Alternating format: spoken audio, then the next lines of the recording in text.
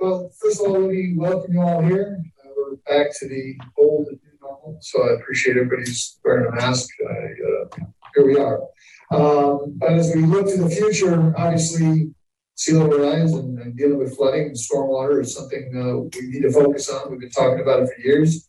General obligation bond has now given us the capability to start moving on. We also have the stormwater fund. So I want to hand it over to Steve, who's been working on this presentation, Roland Savini as well, and I appreciate y'all coming out.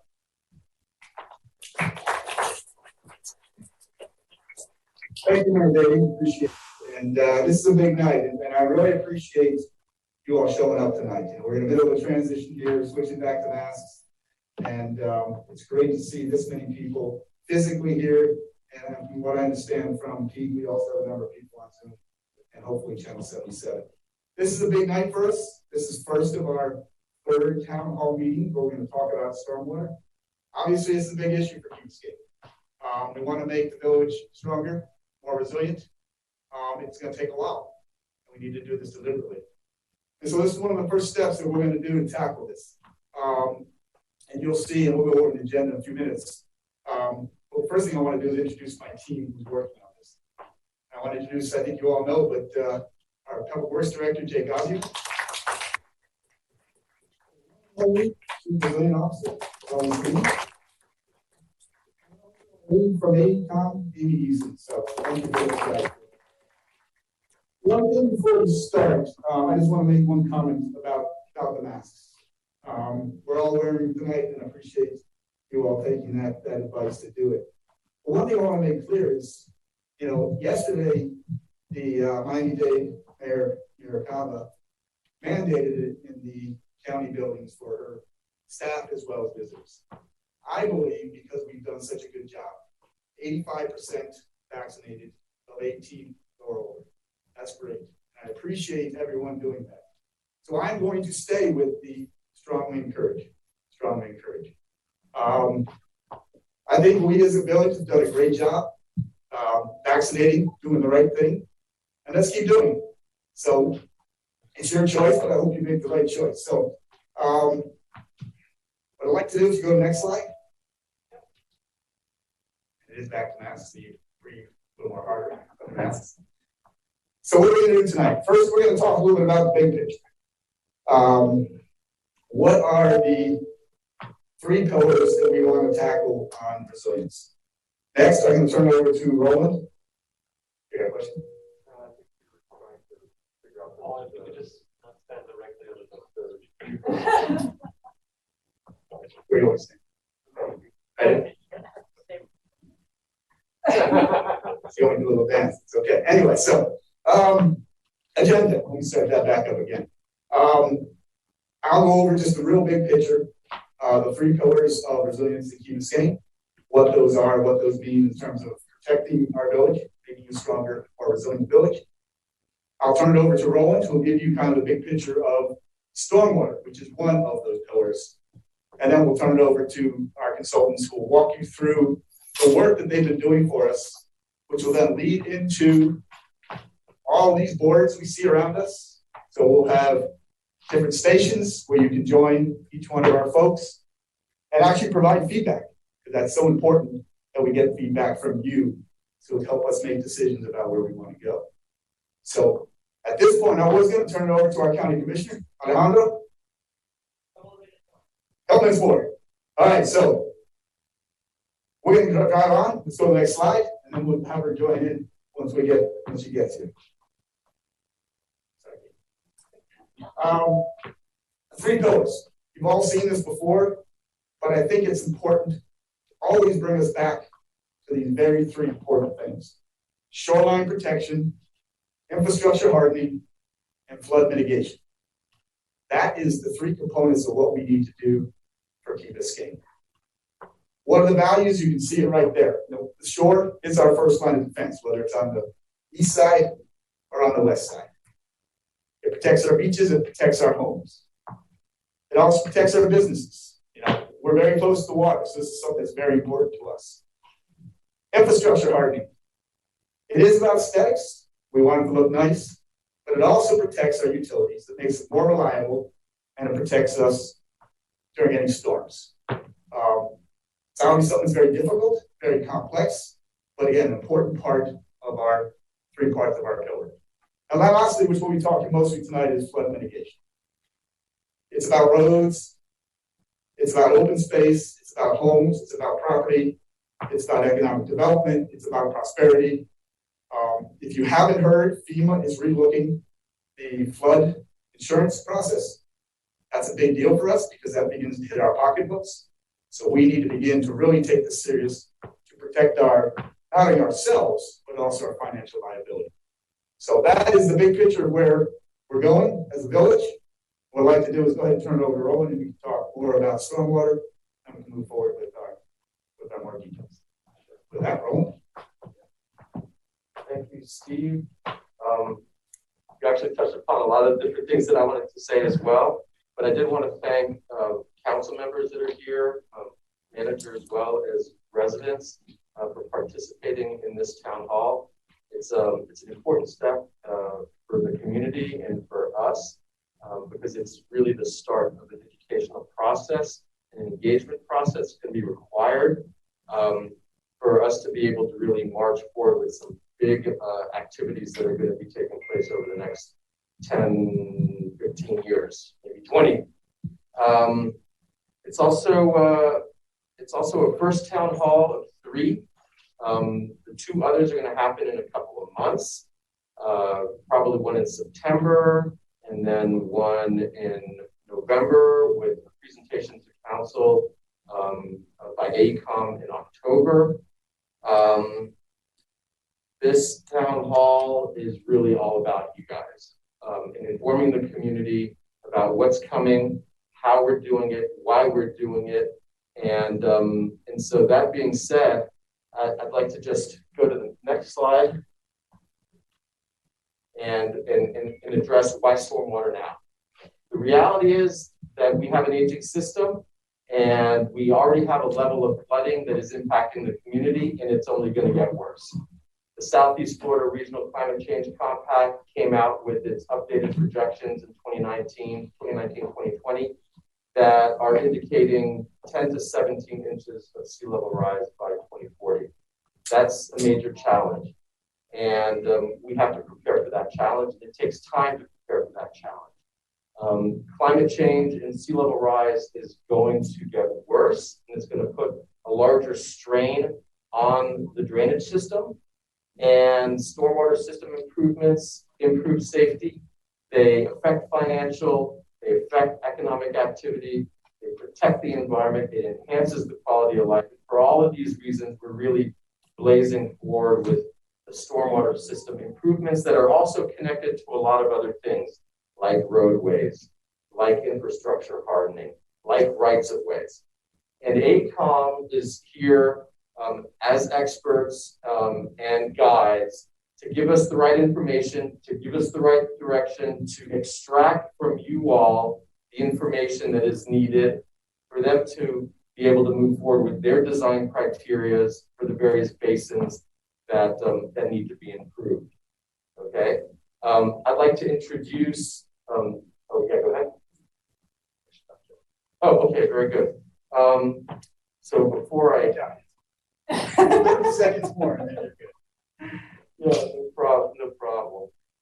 Part of what they're going to be addressing in this presentation is work that they did under their first work order, which was completed a couple of months ago. That work order focused on boundary conditions, which are the challenges to the system. They also focused on discharge opportunities. How do you move the volume of water that we're envisioning getting over the next bunch of years? And as well, what do you do with that water in terms of treatment for improving water quality before it discharges to the bay? Everybody knows that the bay is a very hot topic these days in terms of water quality and fish kills and nutrients and things like that. And so obviously, as we upgrade our system, we want to deal with the water quality component of that as well. All that said, I'm going to pass it to our manager to introduce our commissioner. Very well done, Roland. I actually, love that extra 30 seconds, 60 seconds. So anyway, again, this is important, as we mentioned about 10 times, because we'll probably say that about another 30, 40, 50 times tonight. And it's so important that the Commissioner's office called us up a couple days ago when she saw this on the calendar and said that she wanted to be a part of this meeting. So that's a big deal for us because it's a small island. We have to have a partner, and we know we have a partner with the county. So with that, Commissioner. Thank you. Thank you, everyone. Thank you for coming out to talk about such an important, unsexy topic, right? So, I can't talk about this. Much better. Okay. It's like you're muffled. Hey, I'm vaccinated. It's okay. But just really quickly, I wanted to tell you guys that I think you're doing a great job talking about this. You know, your leadership has been tremendous. In fact, every time that we've talked about this issue, this has come up. My staff and I are here to help. There's lots of different ways that we can help, you know, and we're happy to explain that. I'm glad that you're talking about the Bay and the fact that this impacts all of us. You know, I think number one, we need to focus on resiliency. I think also the piecemeal application of this is very concerning, right? So, you know, if you have something on one end and not on the other, water doesn't know property boundaries, right? Water doesn't understand, you know, where it goes, it just goes. So now having a conversation about a more comprehensive plan, about planning ahead 5, 10, 15, 20 years, and really aligning all our work. As a municipality, you know, and as the county, I think the timing is excellent. So you have my commitment. It's such an important issue. You know, we're happy to help with experts. And as I told you guys last time we talked, you know, at the county level, we're working on making this a lot easier, not only by helping you use our financing vehicles, right? But also by making the permitting process simpler. Right now, we're working on digitizing our tree permitting, and that's going to be the template for all of our Class 1 permits. So what are the Class 1? Everything that has to do with our shoreline and with water management. So we're really doing everything that we can to facilitate the process. We know that in the past, the county has, in some instances, been the problem. We don't want to be your problem. We are your partner. So I'm here whenever you need me. I'm happy to help. I know that we have another town hall next week, and then we have another one. So we're going, talking about a bunch of issues. So I'll stick around for a little bit if you have any questions. And again, thank you so much for taking on this topic. And if you do not know Alejandro, now you do. He's now working for my staff. We made it easy for you. He lives on the key, so that way you can track him down at all times. So feel free to harass him, any questions that you have. He's very amicable, you know, just if he's carrying ice cream, you know, obviously he's in a hurry. Other than that, you know, it's probably going to be fine. So thank you again.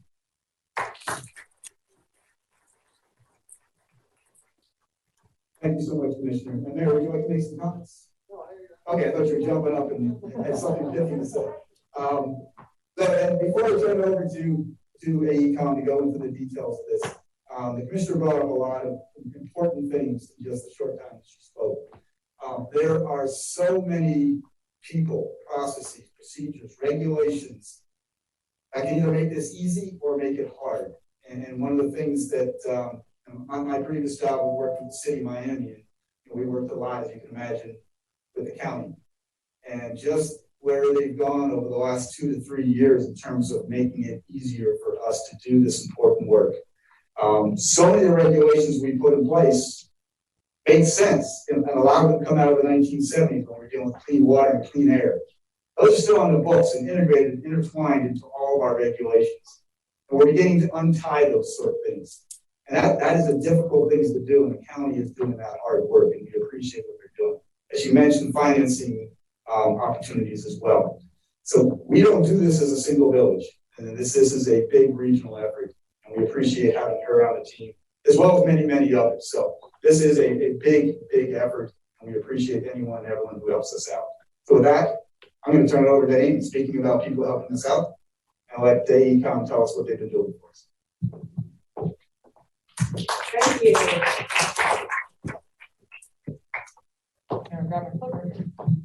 Yes, such a sexy topic, right? So I'm Amy Eason. I work with ACOM. I have about 24 years of experience in stormwater management. I've been here in Florida for 19 years, so a lot of experience dealing all throughout the state with the same problems that you're working through.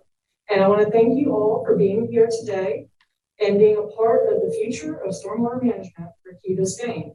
So some of the objectives that we have tonight is really to provide some information for you guys so that when you go through the room and you see all these boards, you're not overwhelmed. You at least have a little bit of background of the topics that we're talking about today. We also want to gather information from you because you live here, you work here, you play here. There's a reason you're here. So we want to know what you know about your stormwater system, what we can expect in the future, or even what you see today. And we want to obtain that feedback so that we can actually plan for the future and look at the planning, the design, and the construction of stormwater management within the village. How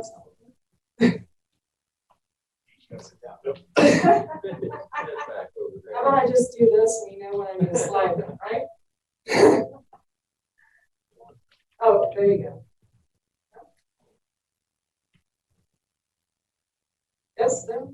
Okay. Yeah. Yes, I believe so.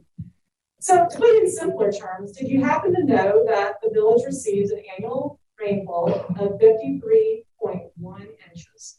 And this equates to about 1 billion gallons per year, which if you can imagine that, that's 1,500 Olympic-sized swimming pools.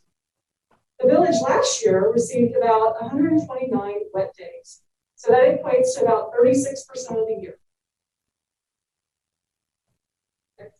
Nope, not doing it. Okay. And also, do you happen to know that the investments that we make today actually help protect you in the future? They actually help your property values. It helps the way you live, your economy, your transportation. So it's good that we're trying to make these investments today to deal with sea level rise. So where does that water go? As it rains here in the village, it seeps into the groundwater system, and then it collects into also the storm drains and discharges into Biscayne Bay. And the village is responsible for not only conveying, storing, and treating that stormwater before it discharges into Biscayne Bay. What's the problem? As the village continues to experience higher quantities of rain, more frequent events, increased sea level rise, we find that the infrastructure capacity has been diminished. And we're not able to discharge the water as fast as we need to. And that results in flooding and longer inundation. Why do we need stormwater management? Well, stormwater runoff is an increasingly important resource. It involves water quantity. So if you think about water quantity, that's the volume of water that falls. So those Olympic-sized swimming pools that are falling from the sky. And it also is from a quality standpoint because the system collects all the pollutants from the rainfall into the system and then has to discharge into Biscayne Bay. What you need to know is that the stormwater infrastructure system is typically designed from a level of service. And we'll give you some more definitions about level of service in a moment. This allows you to kind of understand and expect what the stormwater management system was designed for. So if it rains 5 inches, you should reasonably expect a certain level of service from that rainfall. The system also needs to address future development. We also need to consider as more houses come in and be redeveloped, you're raising those houses to deal with FEMA flood elevations, and that takes away storage from the system. In addition, you have to think about sea level rise and how that impacts the system as well. And planning really needs to consider that aging infrastructure. Because as we're looking at sea level rise 20, 30 years, which most stormwater systems are designed for 30 years. So if you have some system today, it may not last 30 years, it may last 15, 20, depends on when it was installed. So we really need to look at that aging infrastructure when we come to stormwater management.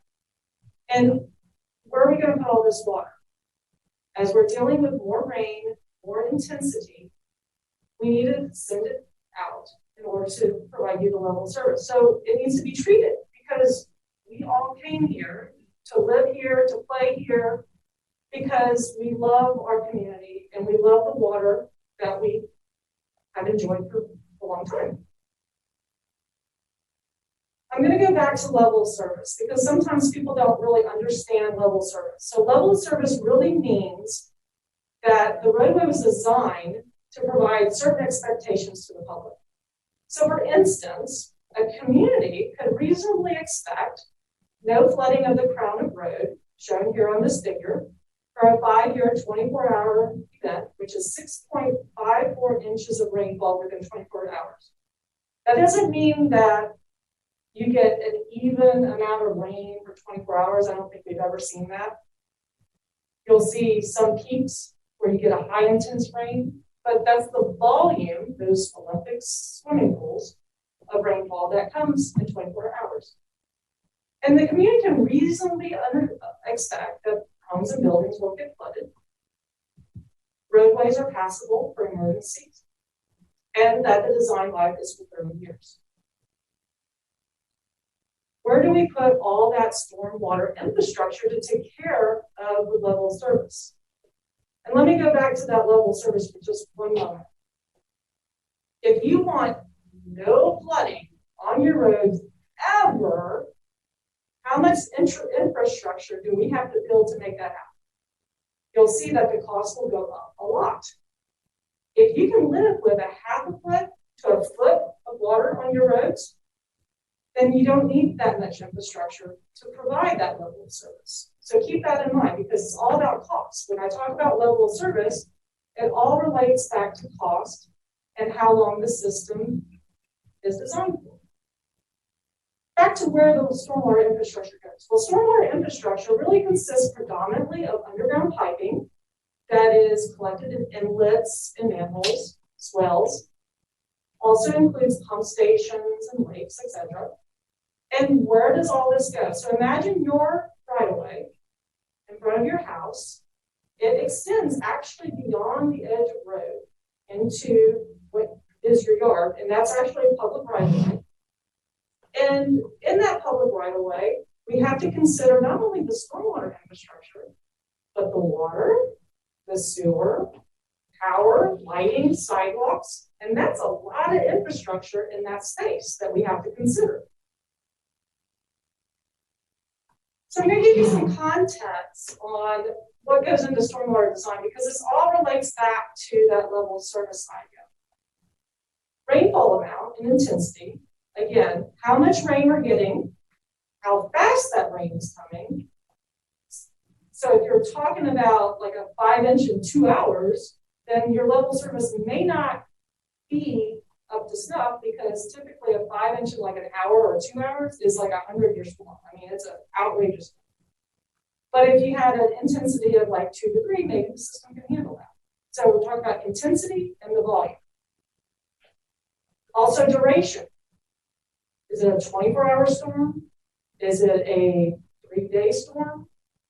The longer you get with that, the higher intensity, the higher duration, the higher volume, that all goes into that level of service, which could make the cost go up. So what can you guys live with? And that's part of the questions that we have here. So we can get an idea from you on what you would like to see here in the village. Tidal conditions, and I forgot my little thing. And there it is raining. Tidal conditions, storm surge and sea level rises, all this game day. All this game day for stormwater, as well as we got the Atlantic, but mostly this game day. Those elements affect what I call, and what Roland has talked about, is those boundary conditions. And we know that, and as we go further into this, as those elevations get higher than the elevations within the village, then we have to figure out different means to get that water off. And a lot of times that is the pump system. And all of this goes into level service for the system. This is a picture of the relative sea level trend today. This is from Virginia Key. And this is showing about 0.12 inches per year. When I go back to 30 years lifespan for the system, that really only equates to like 4 inches. You're probably saying, well, geez, that's just 4 inches. What are you talking about? Well, 4 inches actually impacts your pipes, impacts the pipe's diameter in order to get the water out. And with climate change, as we know, we have greenhouse gases, carbon emissions. This trend is not staying steady. This is as if nothing else happens in the future. So we really need to look at sea level rise projections. And these projections are typically, we have two entities that have developed these projections, and that's the National Oceanic and Atmospheric Administration and the Intergovernmental Panel on Climate Change. Those are the NOAA and the IPCC curves. And these are all developed as part of the Southeast Regional Climate Compact. And there are 4 curves shown here. We have the low curve, which is the IPCC median. We have the NOAA intermediate high, the NOAA high, and the NOAA extreme. And based off the Southeast Compact, they are recommending that stormwater design is for the NOAA intermediate high. So we're looking at a range between 14 to 25 inches, and that is for infrastructure built today in operation, needs to last 30 years for 14 to 25 inches. So if infrastructure today is not designed for that, then it's not going to have that 30-year lifespan. This is a picture of peak tide flood inundation. That's a lot of fancy words. If Biscayne Bay today is at 2.07, and actually in the record it has been higher than that, but based off of all the things that we look at in tides, 2.07, the blue in this picture represents water that would be in your system if you didn't have backflow. It also represents, and think about it, these are the areas that have elevations lower than 2.07. If we were to look at the projections, this is the low projection. This is 14 inches. That equates to an elevation of 2.81 feet in ABD. Notice that there's some more blue areas. This means that the elevation in those blue areas is lower than 2.81 feet. That is the low projection in 30 years. Here's the median projection. This is 3.45 feet in ABD. Again, this is all the elevation within the village that is lower than 3.45 feet. And notice it's the majority of the roads.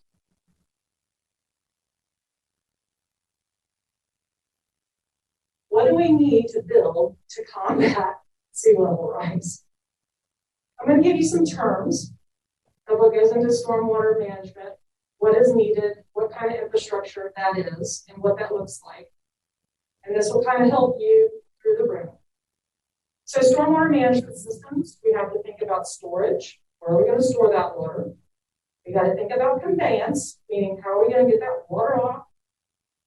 We got to look at mechanical means because we have areas that are less than Biscayne Bay. So we got to look at pumps, and we got to look at elevating roads, and we got to look at other things. So water storage is typically swells, rain gardens, lakes. So swells are typically built along roadways. They collect the water from the road, convey it down into a pump station or wherever we need to discharge it. But it gives storage to the system. Rain gardens are small areas where you can provide storage, and you can actually build some more storage with the underlying soils, make them a little bit bigger so you can have some more storage. But you can put plants in there as well that like the water, and the water can then overflow into the storm system when it gets really high, but it actually gives us a place to put that water. Lakes, which are the best place to put them, are much bigger. And when I do development for stormwater management systems, I actually think about my land and dedicate 15% of the land to stormwater management. The The village is 1.1 square miles. That would equate to 105 acres. Think about 54 soccer fields of lakes. That's a lot of lake. If we were to start blank, that's how many lakes we would need. The second is improved conveyance. We're looking at larger pipes with a diameter as big as me. I can tell you in Miami Beach, we've even gone taller than me for pipes. And that's because we're fighting against, and now I'm going to use a fancy term, head differential. So the Biscayne's here, Biscayne Bay's here, and then we have a very flat surface. So if I think about Biscayne, the village of Key Biscayne, I'm looking at a pipe system that has to collect from the east side to the west side, which ranges from a mile to a half a mile, depending on where we are in the village. When I have a low topography, I need more head, meaning water, to push that water out, which means larger pipes. So if you don't have a big difference in elevation, you need bigger pipes. So the conveyance is larger pipes, interconnected pipes, valley gutters, urban gutters, and inlets to collect that water to get it to a place. The third item are pump stations. Because this Biscayne Bay is higher, we need something to lift that water and discharge it. This is an example of a pump station that was done in Miami Beach. It was right into the road, and you can see a little example of that. And pump stations, we have to consider water quality treatment. So we've got trash racks and water screens so that we can pull that trash out before we just discharge it out. And it also takes a lot of the pollutants out. And last is elevated streets. This is a good way to really look at combating sea level rise. As we raise those streets, we're able to meet those level service requirements. But you're probably thinking, well, where does that water go? You're going to raise the street. It's going to have to then go into the swell system and the pipe system to come out. So if you're on a low-lying lot, you would have to make connections so that you get into the system with backflow preventers so that you don't get water coming back on you.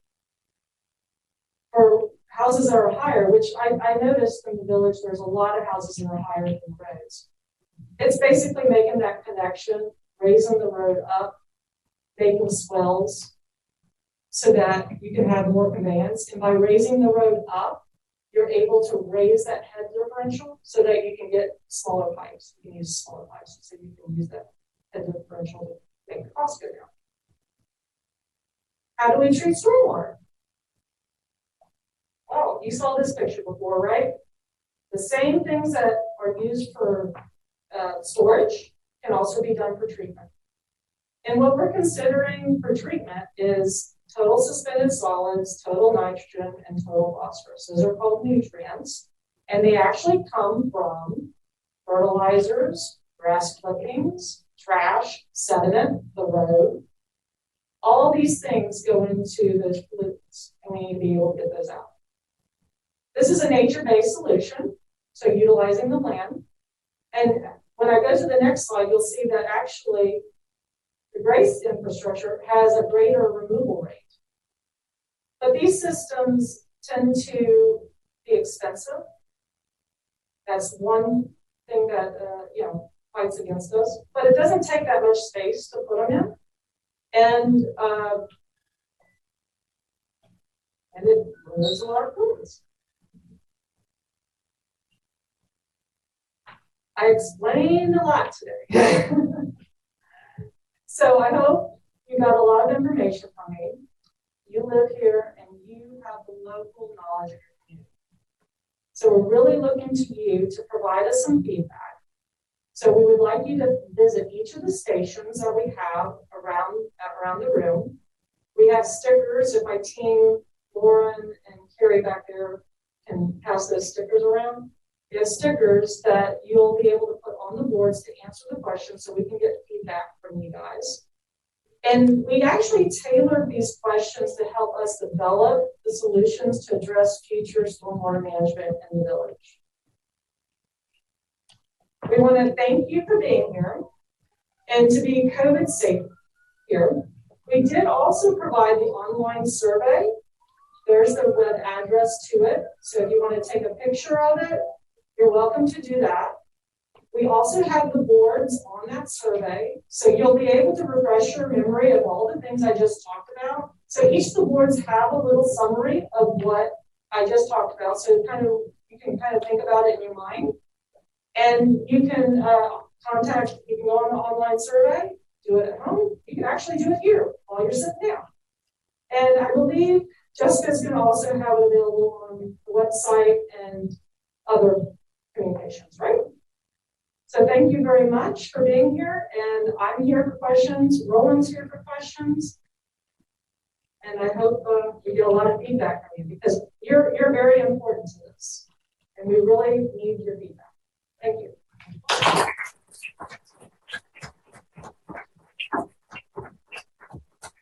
Thank you, Amy.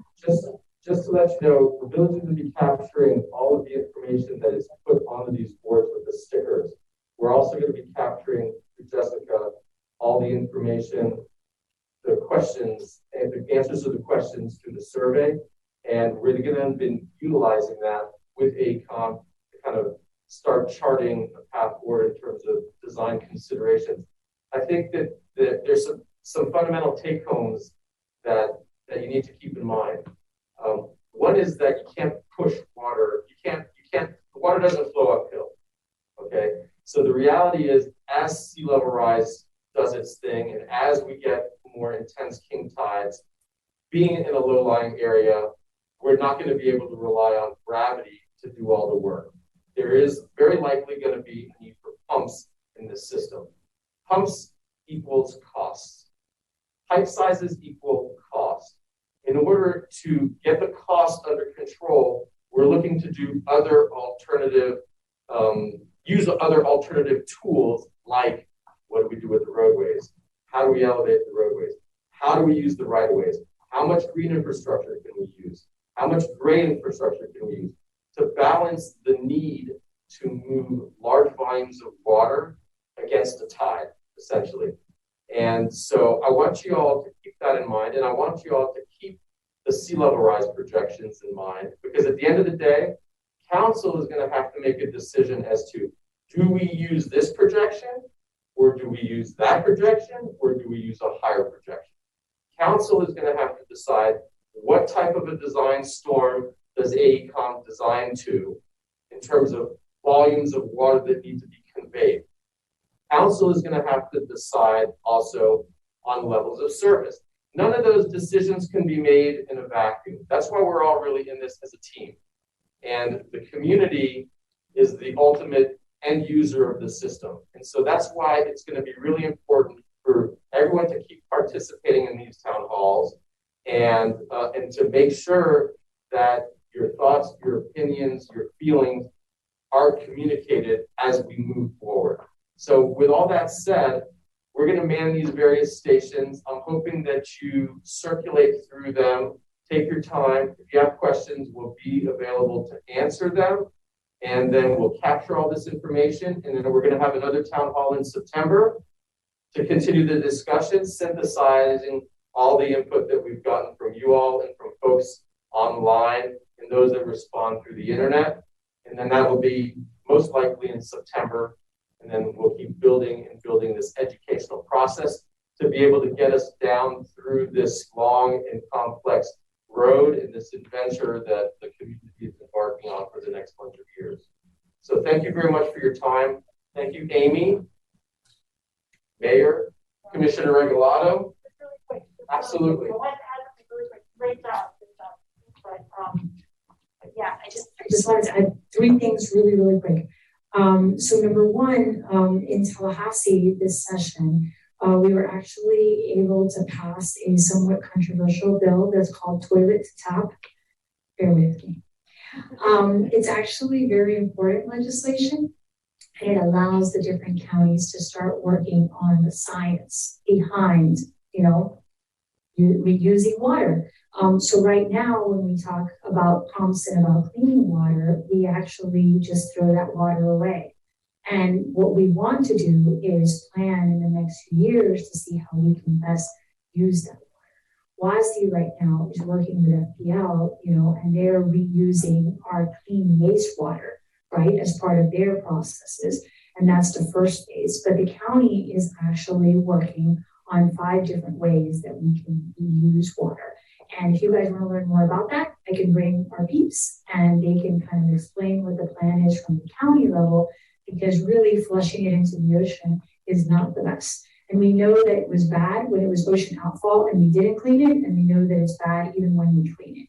So, when we talk about pumps, there is a second phase to that. So that's number 1. Number 2, one of the things that I can do as your county commissioner is put you in contact with our rain barrel collection program. So Miami-Dade County has these rain barrels, and you can put them in your home.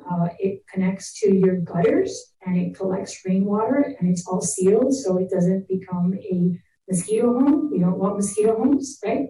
But it allows you to reuse that water for your plants and for your animals. And it's a very simple, low-tech way that we can help with water mitigation. And then finally, at the last county commission meeting, we got through a change to our comprehensive master plan, which is now going to include a look at where our mangroves are and where our mangroves were. I know some people don't like mangroves. I'm asking you to give them a chance. Mangroves are wonderful. And as someone that grew up in Miami, I love mangroves. I know some people don't like how they smell. They smell like my childhood. But they really are amazing green infrastructure. And I know some people don't like them because they block the view, but they keep the water out. So another thing that we're going to be working on is really incorporating mangroves and explaining to folks that what is considered green infrastructure may sometimes be even better than what is an artificial seawall. We're also working with the University of Miami, which are your neighbors, actually here on the island. And we have a special permit with them, and they're creating a half alive, half dead seawall. And that's a great project that we're very excited about. So we are doing innovative things. It's just they take time. So a lot of this looks really scary. I know some of you were thinking like, oh my God, it's Waterworld. We're trying, but obviously we need to make an infrastructure investment, and we need people to understand that this is real, and that there are things that we can do now, and that there are things that we will have to do later. So let us know if you want a rain barrel, and if you want more ed on the stuff that we're doing. It sounds very scary, but it's actually kind of cool. Thanks.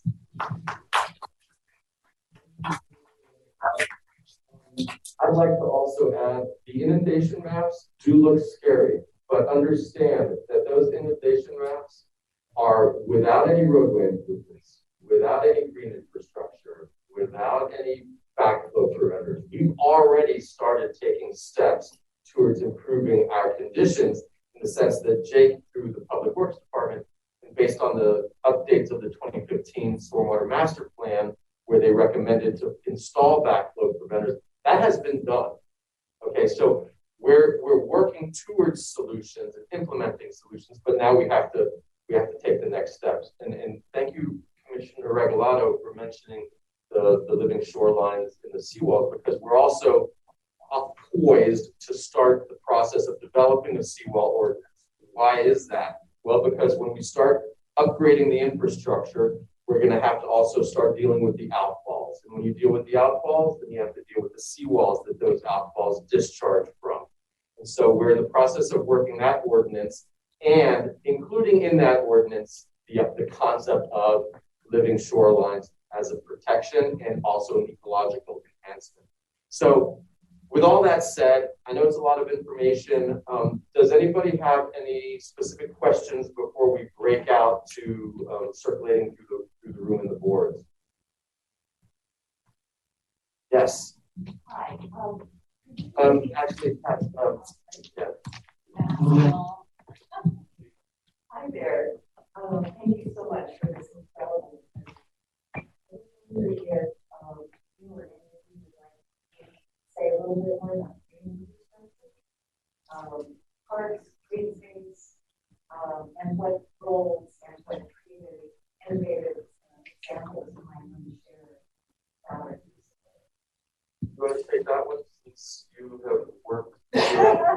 done Naples, you've done Coral Gables, you've done Miami Beach, and the use of green infrastructure varies depending on the condition. Yeah, I mean, it definitely depends on the.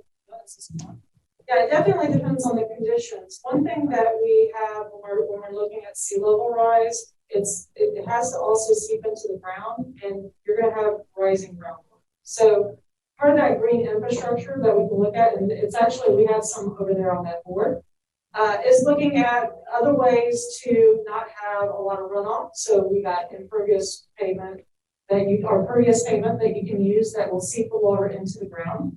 You actually can use parks.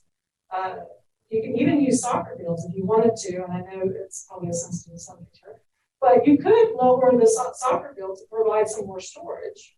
And then that way that can seep into the ground, and that way you can use that.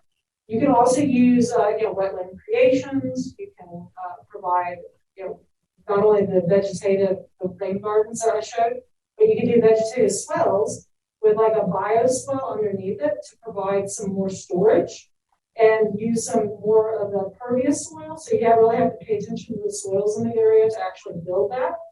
And there's a lot of different ways that we can do that. Thanks. Mm-hmm. Yes.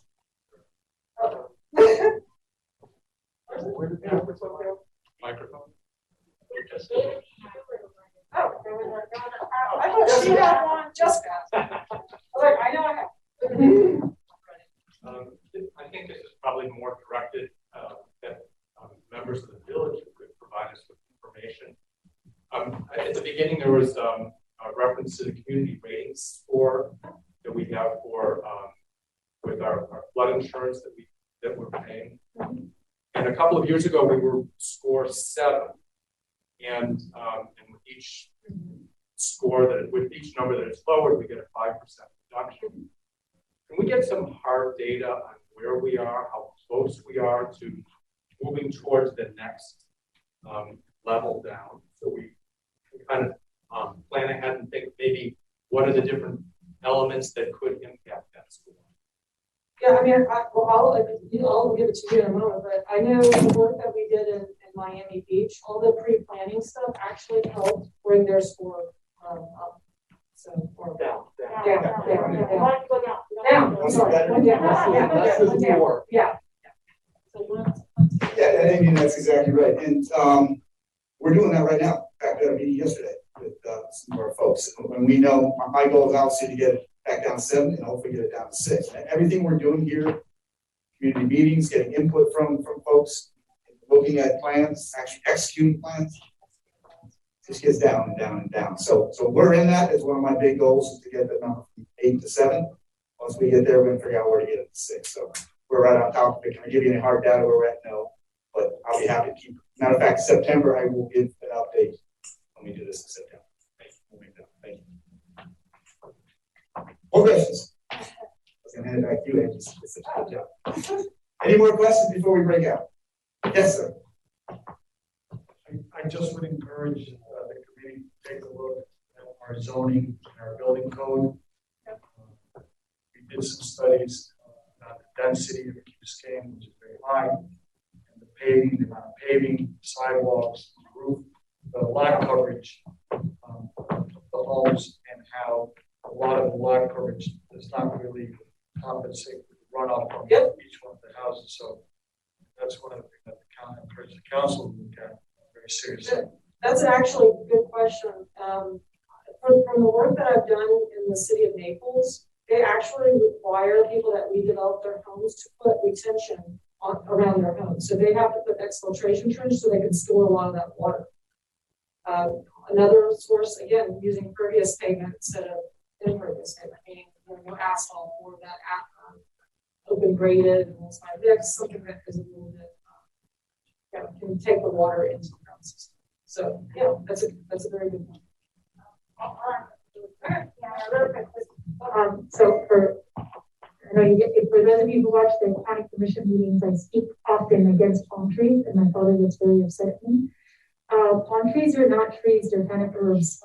They're grass. They're big, tall grass, and I know they're pretty, but they actually don't help our environment, and they definitely don't help with retaining water. So, one of the simple things that you can do, John provides a list of trees for the area that you can pick landscaping that actually retains and uses water, but can also survive dry areas. So, buttonwood, gumbo, there's a lot of wonderful native trees that actually help when we have our wet season and then can survive our dry season. So that's a very simple thing that we can all do too when we talk about landscaping, is really pick landscaping that's resilient. And then also please, astroturf.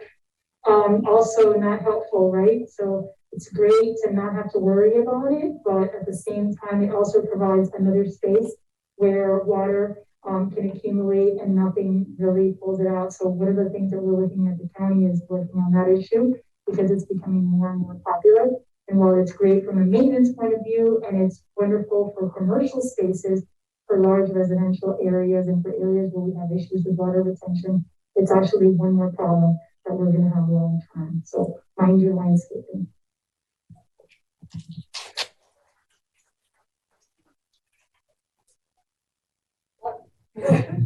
So there a follow-up answer to Robert's question about coverage area. We actually have the zoning code amendment. I believe the first reading of the ordinance changed on the meeting. So please make sure you're in that meeting and then make sure you're heard. We are proposing changes to the current code as relates to floor area ratio, lot coverage, and the bonus system, and how to get to the certain bonuses by achieving certain stormwater goals. We'll be requiring 1 inch volumetric rainfall storage in each lot, and we'll also provide some avenues to get there, such as including rain for harvesting systems, for green roofs and blue roofs, and depressed vegetation stuff. So I'll make sure we let you know which meeting it is. I believe it's August 24th to 8th meeting, the council meeting. If the ordinance from the first meeting, and please come and voice your opinion.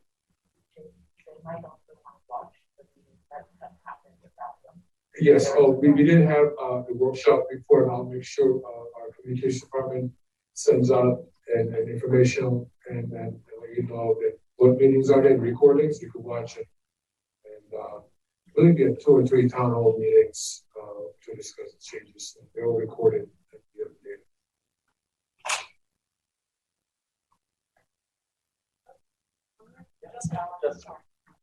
Excellent. Thank